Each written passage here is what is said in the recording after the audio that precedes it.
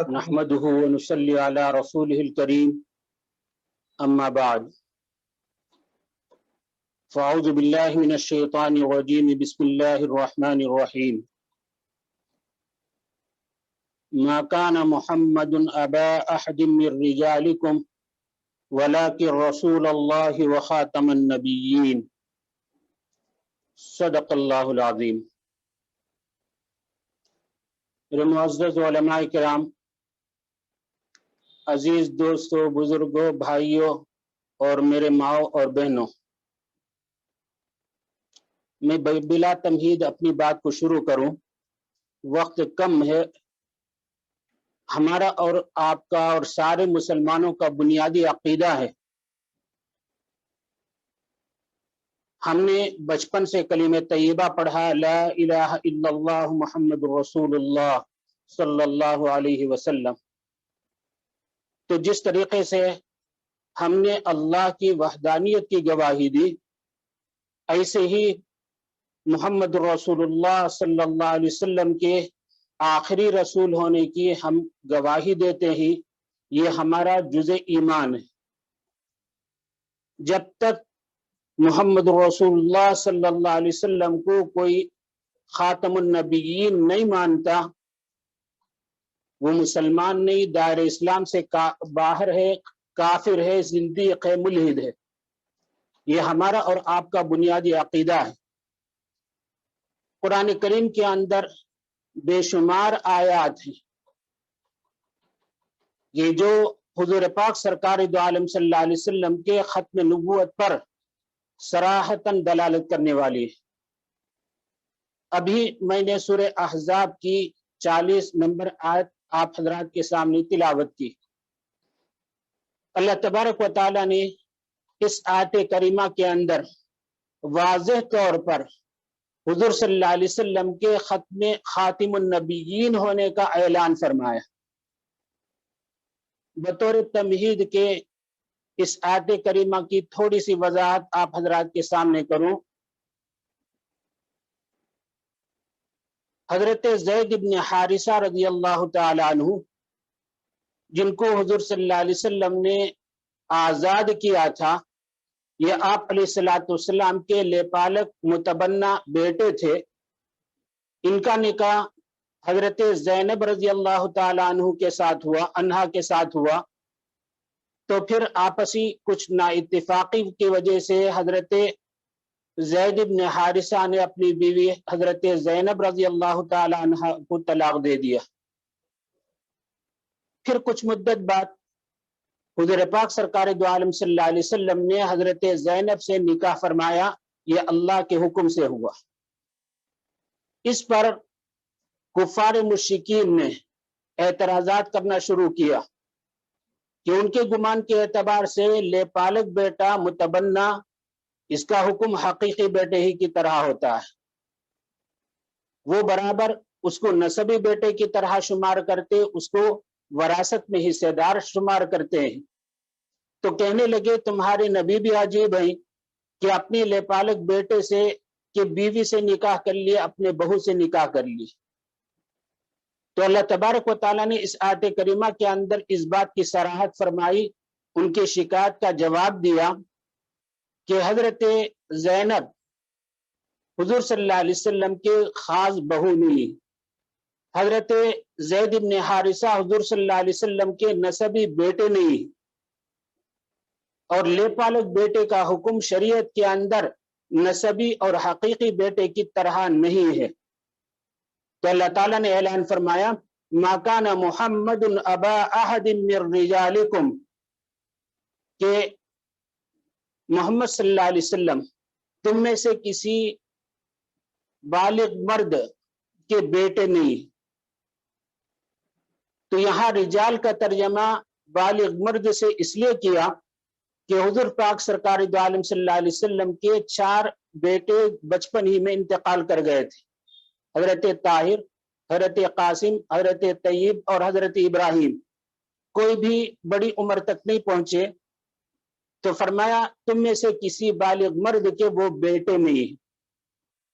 تو جب حضرت زید آپ کے نسبی بیٹے نہیں، تو آپ کے طلاق شدہ بیوی حضرت زینب سے نکاح کرنا یہ آپ کے بہو سے نکاح کرنا نہیں ہے، شریعت میں اس کی اجازت ہے۔ پھر آگے دوسرا ٹکڑا آیت کا وَلَٰكِن رسول اللہ وخاتم النبیین، لیکن آپ علیہ الصلوۃ والسلام اللہ کے رسول ہیں اور خاتم النبیین ہیں، جن پر نبیوں کا سلسلہ ختم کیا گیا۔ یہ دونوں کے درمیان کیا جوڑ اور کیا ربط ہے؟ پہلے تو آپ علیہ الصلوۃ والسلام کو تمام بیٹوں کے باپ ہونے کی نفی کر دی، پھر آپ علیہ الصلوۃ والسلام کو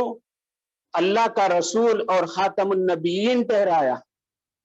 تو مفسرین فرماتے ہیں ان دونوں کے درمیان ربط یہ ہے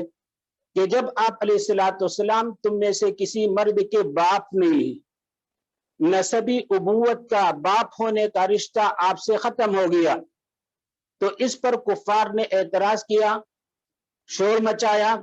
کہ آپ کے کوئی نرینہ اولاد نہیں، تو آپ کا لایا ہوا یہ دین کوئی نہیں پھیلا سکتا، آپ کے دنیا سے پردہ فرما جانے کے بعد یہ دین خود بخود مٹ کر رہ جائے گا۔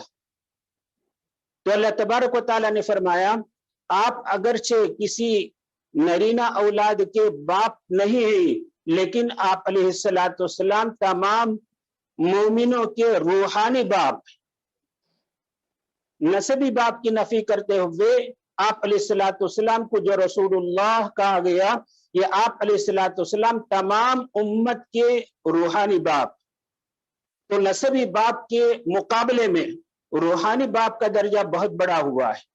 نسبی باپ کا فائدہ اور اس کا تعلق دنیا تک محدود رہتا ہے، لیکن روحانی باپ کا تعلق دنیا سے مرنے کے بعد آخرت کے اندر بھی وہ رشتہ ابوت کا روحانی باپ کا باقی رہتا ہے۔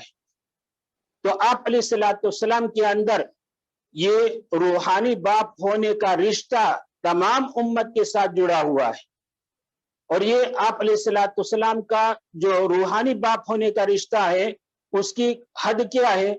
آگے فرمایا خاتم النبیین، کہ آپ علیہ الصلوۃ والسلام دنیا کے آخر تک جب تک قیامت قائم ہوگی اس وقت تک آپ علیہ الصلوۃ والسلام رسول ہیں، آپ کے بعد کوئی نیا نبی آنے والا نہیں، تو پوری امت کے قیامت تک آنے والے تمام امت کے آپ علیہ الصلوۃ والسلام روحانی باپ ہیں۔ یہ ہے ماقبل کے ساتھ اس کا رشتہ اور ربط۔ تو آپ علیہ الصلوۃ والسلام کو خاتم النبیین کے لقب سے جو یاد کیا گیا، تو یہاں ایک اور نقطے کی بات، لیکن رسول اللہ کہہ کر حضور صلی اللہ علیہ وسلم کی رسالت کو تو ثابت کیا، لیکن یہاں خاتم النبیین کہا، خاتم المرسلین نہیں کہا۔ مفسرین کے نزدیک یہاں نبی اور رسول کے درمیان فرق ہے۔ رسول خاص ہے، جس کو کوئی شریعت دی گئی، کوئی نئی کتاب دی گئی، اس کو تو رسول کہا جائے گا، لیکن نبی کے لیے کوئی نئی شریعت کا ہونا، کوئی نئی کتاب کا ہونا ضروری نہیں، بلکہ وہ نبی عام ہے، پچھلے نبی کے لائے ہوئے شریعت، لائی ہوئی کتاب پر بھی وہ عمل درآمد کر سکتا ہے۔ تو فرمایا وَلَٰكِن رسول اللہ وخاتم النبیین، اگر خاتم المرسلین کہتے تو رسولوں کا سلسلہ آپ ختم کرتے، لیکن اس کے بعد نبیوں کا سلسلہ باقی ہونے کا احتمال ہوتا۔ تو وَلَٰكِن نبیین کہہ کر تمام آنے والے جن کا احتمال تھا نبی یا رسول، ان سب کے دروازے کو آپ علیہ الصلوۃ والسلام نے ختم کر دیا۔ النبیین کے اندر جو الف لام ہے، یہ الف لام یہ حسر کا نہیں بلکہ استغراق کا الف لام ہے۔ عربی حضرات جانتے ہیں تو تمام نبیوں کے جتنے احتمالات نبیوں کے ہی ان تمام کے سلسلے کو ختم کرنے والے۔ تو اس کے اندر جو قادیانی تعویل کرتے ہیں، ذلی نبی ہو، تشریعی نبی ہو، غیر تشریعی نبی ہو، بروزی نبی ہو، ہر قسم کے نبی، ان تمام کے نبیوں کے سلسلے کو ختم کرنے والے خاتم النبیین کہا گیا۔ تو بہرحال یہ ایک جامع آیت ہے کہ جس کے اندر آپ علیہ الصلوۃ والسلام کو خاتم النبیین ہونے کا لقب دیا گیا۔ یہاں لفظ ختم انتہا کو پہنچنے کے معنی میں آتا ہے کسی چیز کا ابتدا سے لے کر انتہا کو پہنچنے کے لیے ختم کہا جاتا ہے، تو یہاں دونوں قرات ہی خاتم النبیین تاکہ زبر کے ساتھ بھی، خاتم النبیین تاکہ زیر کے ساتھ۔ اگر تاکہ زیر کے ساتھ پڑھیں گے خاتم تو اس کے معنی ہوں گے نبوت کے سلسلے کو ختم کرنے والے، اس میں فاعل عربی جاننے والے پہچانتے ہیں کہ آپ علیہ السلام نبیوں کے سلسلے کو ختم کرنے والے ہیں۔ اگر خاتم پڑھیں تو اس کے معنی ہوں گے ختم، اور مہر، سیل اور انگوٹھی کو کہا جاتا ہے۔ مہر لگانے کا، ختم کرنے کا آلہ یعنی سیل اور مہر۔ تو جتنے انبیاء علیہ السلام حضرت آدم سے لے کر حضور پاک سرکار دو عالم صلی اللہ علیہ وسلم سے پہلے تک آئے، ان کے سلسلے پر مہر لگا دی آپ علیہ السلام نے کہ اس کے بعد کوئی اور نبی نہیں آئے گا، آپ علیہ السلام خاتم النبیین ہیں۔ اس طریقے سے بے شمار اور آیتیں ہیں۔ قرآن کریم کی ایک آیت کے اندر فرمایا الیوم اکملت لکم دینکم واتممت علیکم نعمتی ورضیت لکم الاسلام دینا۔ اللہ تبارک و تعالیٰ نے حضور پاک سرکار دو عالم صلی اللہ علیہ وسلم کے دین کو کامل و مکمل ہونے کا اعلان فرمایا۔ حجۃ الوداع کے موقع پر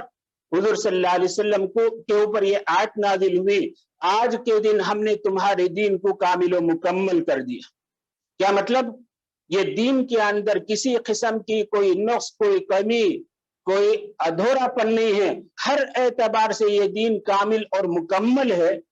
تو اس سے بھی مفسرین نے ختم نبوت کو ثابت کیا کہ جب آپ علیہ السلام کا لایا ہوا دین ہر اعتبار سے مکمل ہے تو اس کے بعد کوئی نبی کے آنے کی ضرورت ہی نہیں۔ اب ایک سوال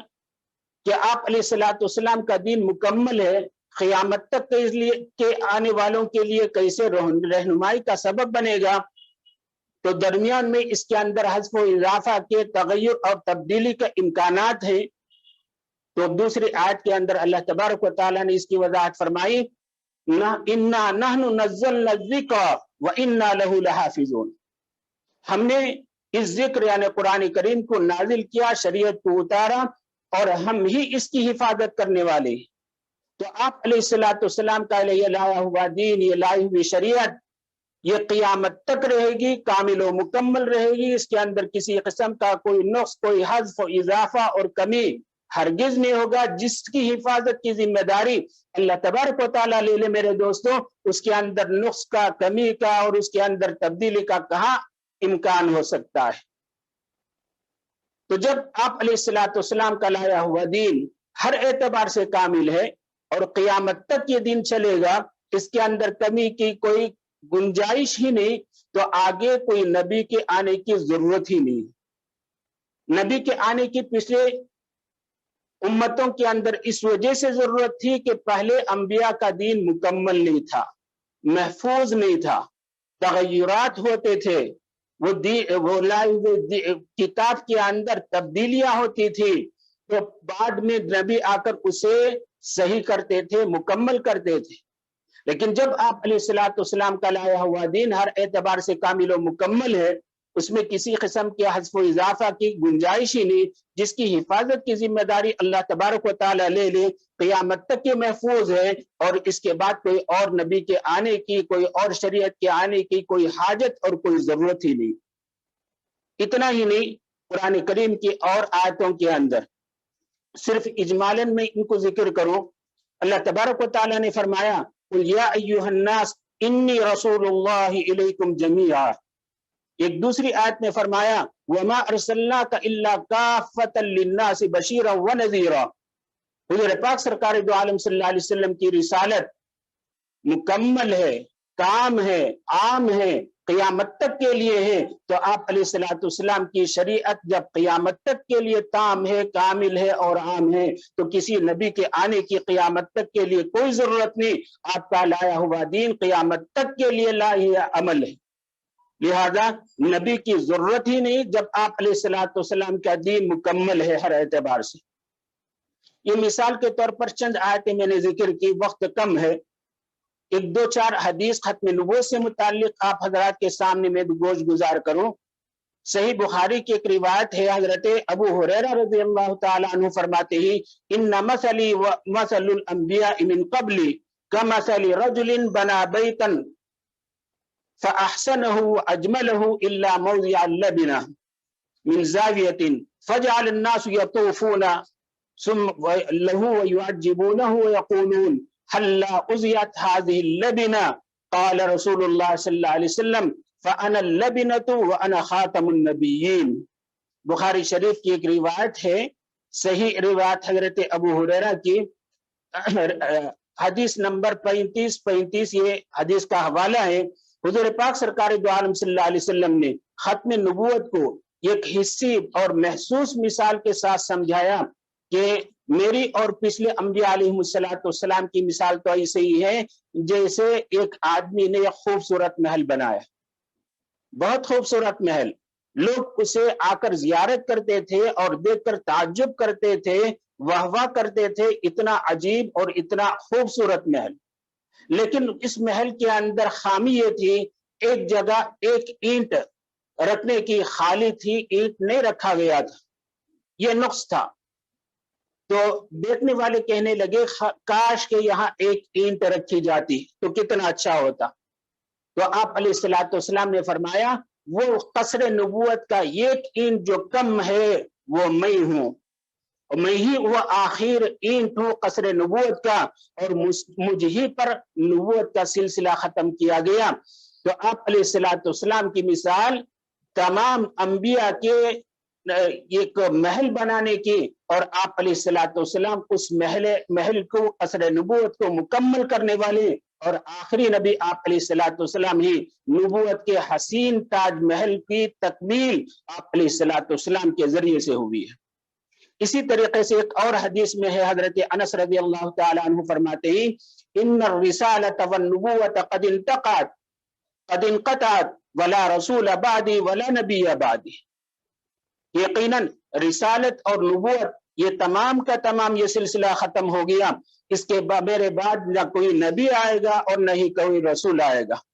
ایسی ایک حجۃ الوداع کے خطبہ کے اندر حضور پاک سرکار دو عالم صلی اللہ علیہ وسلم نے فرمایا ایھا الناس انہ لا نبی بعدی ولا امت بعدکم، اے لوگوں سن لو کہ میرے بعد کوئی نبی نہیں آئے گا اور تمہارے بعد کوئی امت بھی نہیں۔ یہ صریح اور واضح آیتیں ہیں اور واضح احادیث ہیں، ان کی شمار اگر ان احادیث اور ان آیتوں کو شمار کریں تو کئی دن لگ جائے۔ حضرت مفتی شفیع صاحب رحمۃ اللہ علیہ نے اپنی کتاب ختم نبوت کے اندر ختم نبوت پر 100 آیات اور 200 سے زیادہ صحیح احادیث پیش کیے۔ تو ان آیات اور ان احادیث کو سامنے رکھ کر ہمیں بالکل روز روشن کی طرح یہ واضح ہو جاتا ہے کہ آپ علیہ السلام آخری نبی، خاتم النبیین، آپ کے بعد کوئی نبی آنے والا نہیں، آپ کے بعد کوئی رسول آنے والا نہیں۔ یہ ہمارا عقیدہ اتنا یقینی، اتنا واضح اور اتنا صاف کہ اگر 12 بجے دوپہر کو دن کے وقت میں روشنی ہے، سورج دوپہر کے واضح روشنی کے وقت میں، سورج کے نکلنے کے وقت میں کسی آدمی کو بھی یہ شبہ نہیں ہو سکتا کہ آیا سورج نکلا ہوا ہے کہ نہیں۔ جیسے دوپہر کے وقت میں آدمی کو یہ یقین ہے کہ سورج نکلا ہوا ہے، تو میرے دوستو اس سے زیادہ ہمیں یقین ہے کہ آپ علیہ السلام ان احادیث اور ان آثار اور ان قرآن کریم کے آیتوں سے واضح طور پر آپ علیہ السلام کا خاتم النبیین ہونا ثابت ہوتا ہے۔ اس کے بعد ہم پوری امت کا حضور پاک سرکار دو عالم صلی اللہ علیہ وسلم سے لے کر صحابہ کرام، تابعین، تبع تابعین اور آج تک بالاتفاق پوری امت کا اس پر اجماع ہے کہ آپ علیہ السلام خاتم النبیین ہیں، آپ کے بعد کوئی نیا نبی نہیں آ سکتا۔ بلکہ ایک مرتبہ حضرت امام ابو حنیفہ علیہ الرحمہ، امام اعظم جن کی ہم اقتدا کرتے ہیں، ان سے پوچھا گیا، بلکہ انہوں نے فرمایا اگر آج کے دور میں کوئی شخص جاہل، کوئی ملعون، کوئی زندیق نبوت کا دعویٰ کرے اور دوسرا کوئی آدمی اس کے لیے نبوت کے دلیل کو پوچھے کہ تم جو نبوت کا دعویٰ کر رہے اس پر کیا دلیل ہے، تو فرمایا یہ نبوت کے اوپر دلیل کو پوچھنے والا بھی کافر ہے۔ کیوں؟ اسے یقین نہیں ہے کہ آپ علیہ الصلوۃ والسلام خاتم النبیین ہیں۔ اگر یقین ہوتا تو اسی وقت اس کا انکار کر دیتا، نبوت کے دلیل کو مانگنے کی ضرورت ہی نہیں۔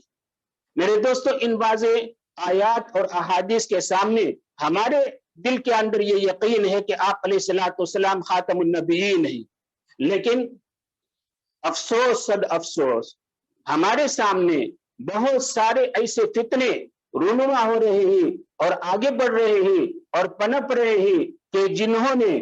حضور پاک سرکار دو عالم صلی اللہ علیہ وسلم کے خاتم النبیین ہونے کا انکار کیا۔ اور یہ ملعون شخص جو انسانیت کے دائرے سے بھی گرا ہوا، اس مرزا غلام احمد کو نبی مان رہے ہیں اور آپ علیہ الصلوۃ والسلام کے احادیث کا، آپ علیہ الصلوۃ والسلام کے ختم نبوت کا انکار کر رہے ہیں۔ تو آج یہ فتنہ پنپ رہا ہے۔ میرے دوستو، یہ اسلام کے خلاف ایک سازش ہے۔ ہم اور آپ حضور پاک سرکار دو عالم صلی اللہ علیہ وسلم نبی امی کے نام لیوا ایسے حالات میں جبکہ آپ کے خسر نبوت پر ڈاکہ ڈالا جا رہا ہو، بھولے بھالے مسلمانوں کو مرعوب کر کے، ان کو دھوکہ دے کر ان سے ایمان کو سلب کیا جا رہا ہو، ایسے وقت میں ہماری کیا ذمہ داری ہوگی؟ تو یقیناً ہم ایسے وقت میں ذمہ دار ہوں گے کہ ختم نبوت کی ذمہ داری ہم میں سے ہر ایک کی ہے، اس کی حفاظت ہم میں سے ہر ایک کی ہے۔ میرے دوستو، اس کا کیا ہوگا؟ ایک دن مرنے کے بعد ہمیں اور آپ کو حضور پاک سرکار دو عالم صلی اللہ علیہ وسلم کے منہ دکھانا ہے، آپ کی شفاعت حاصل کرنا ہے۔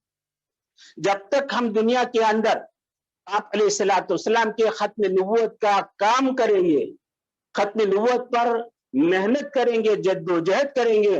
جب جا کر قیامت کے دن آپ علیہ الصلوۃ والسلام کے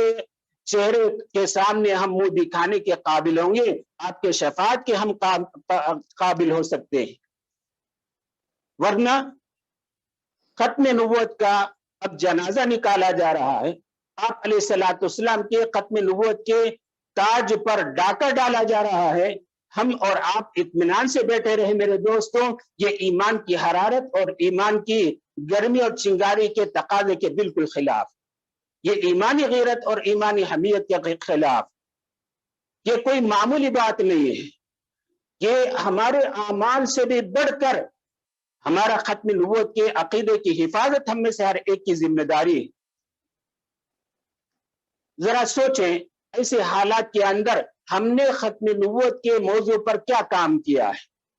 کبھی ہمارے آنکھوں سے ایسے حالات کو دیکھ کر سن کر آنسو بہے ہوں،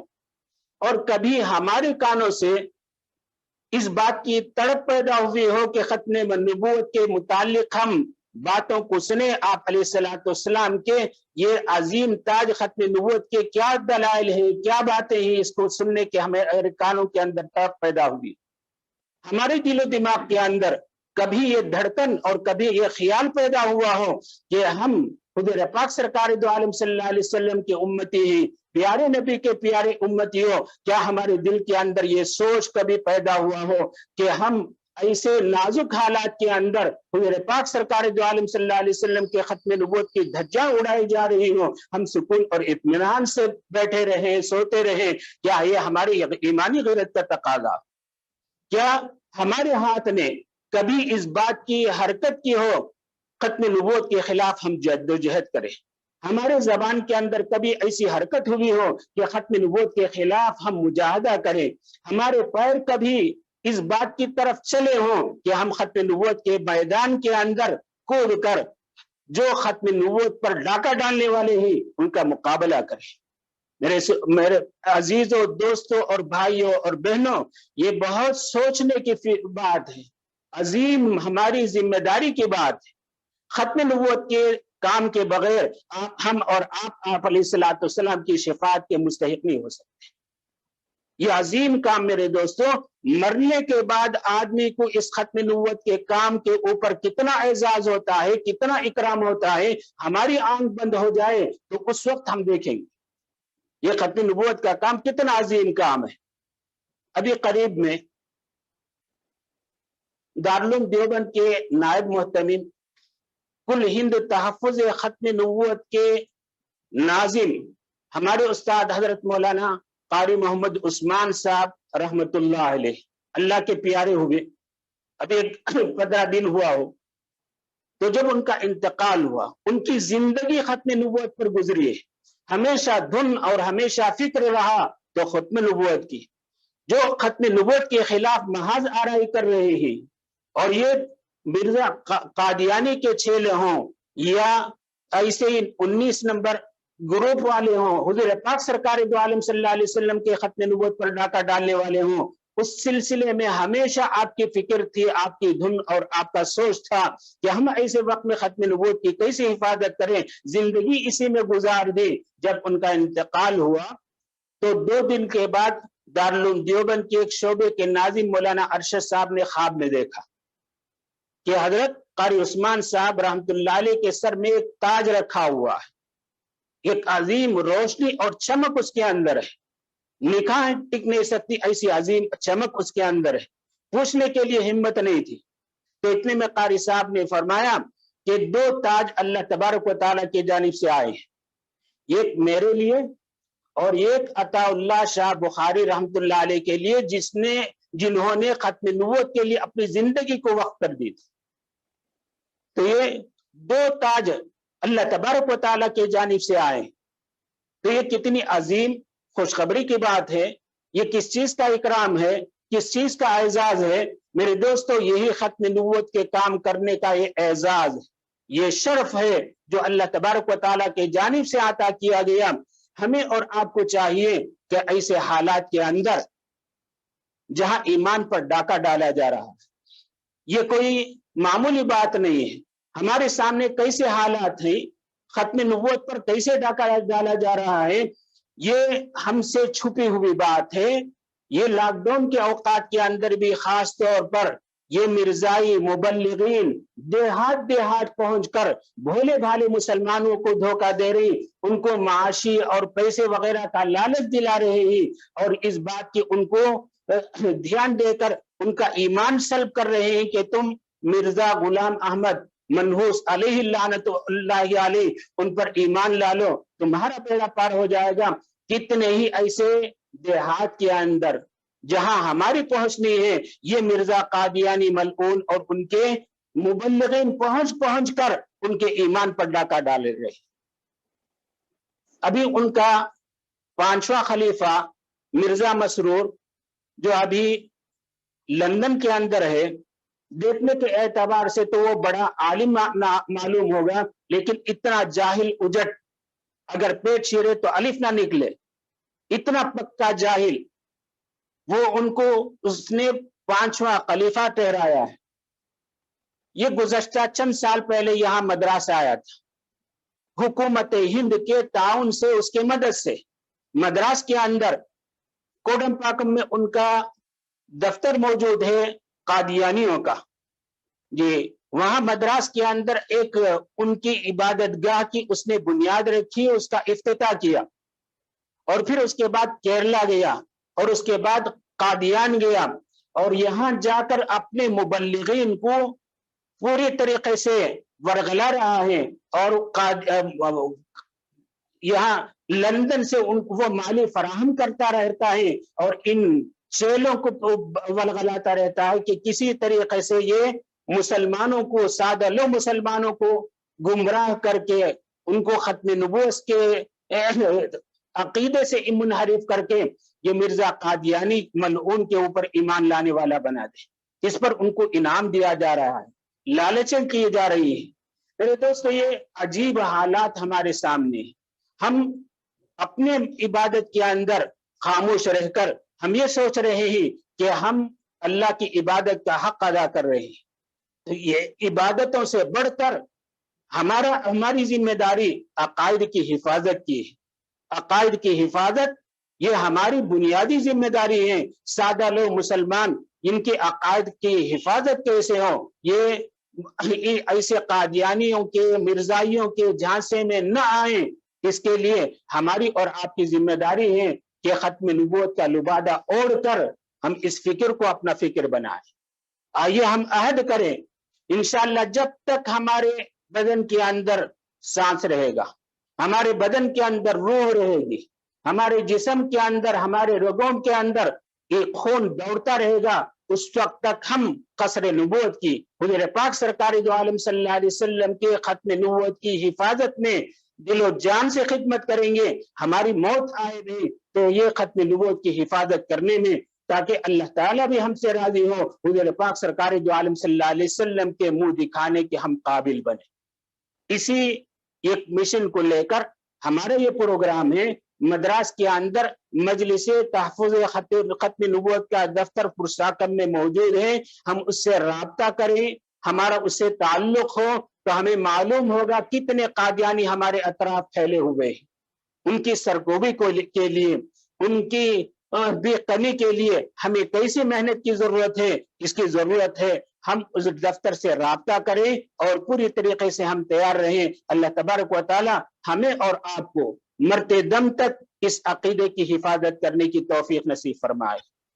اور جب تک ہماری جان ہو آخر سانس تک ہم استقامت کے ساتھ ختم نبوت کے اندر قائم بھی رہیں گے اور لوگوں کو اس ختم نبوت کے عقیدے کے اندر جماتے رہیں گے۔ اللہ تبارک و تعالی ہمیں اور آپ کو اور ساری امت مسلمہ کو یہ فکر نصیب فرمائے، اور حضور پاک سرکار دو عالم صلی اللہ علیہ وسلم کی کا دیدار آپ کی شفاعت سے ہم میں سے ہر ایک کو بہرا اور فرمائے۔ آمین وآخر دعوانا الحمد للہ رب العالمین۔